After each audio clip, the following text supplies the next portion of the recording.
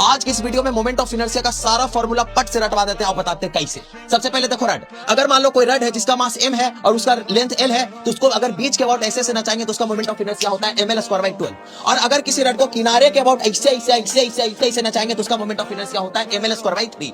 जब रड को मिलाते जाओगे तो तुम्हारा रेक्टेंगल बन जाएगा। तो जो फॉर्मूला रड का वही फॉर्मूला रेक्टेंगल का। तो जब रेक्टेंगल को भी लेंथ के अबाउट ऐसे नचाएंगे तो उसका भी फॉर्मूला हो जाएगा ml²/12। और जब किनारे के अबाउट नचाएंगे तो उसका कितना हो जाएगा ml²/3। अच्छा, उसके बाद आगे आ जाओ। अब देखो पार्टिकल, अगर किसी पार्टिकल का मास m है और r रेडियस में ऐसे गोल गोल चक्कर मार रहा तो उसका मोमेंट ऑफ इनर्शिया होता है mr²। ठीक है, अब देखो जब पार्टिकल नचेगा तो कैसा शेप बनाएगा, रिंग जैसा बनाएगा। तो रिंग का भी तुम्हारा फॉर्मूला हो जाएगा mr²। ठीक है, अब देखो रिंग को मिलाते जाओगे, चूड़ी को मिलाते जाओगे तो तुम्हारा एक खाली जैसा सिलेंडर बन जाएगा।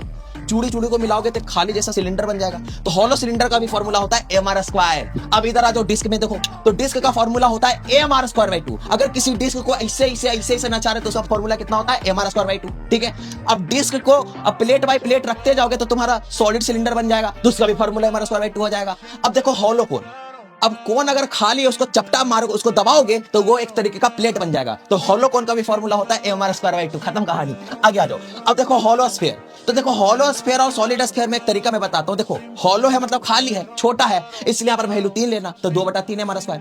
जो भरा हुआ है तो भारी है, ज्यादा है तो नीचे 5 ले लेना, तो 2/5 mr²। है ना, ये तरीका से मतलब याद करने का तरीका मैं बता रहा हूँ। और लास्ट में सॉलिड कोन का यहाँ पर लिखा हुआ है 3/10 mr²। खेल खत्म।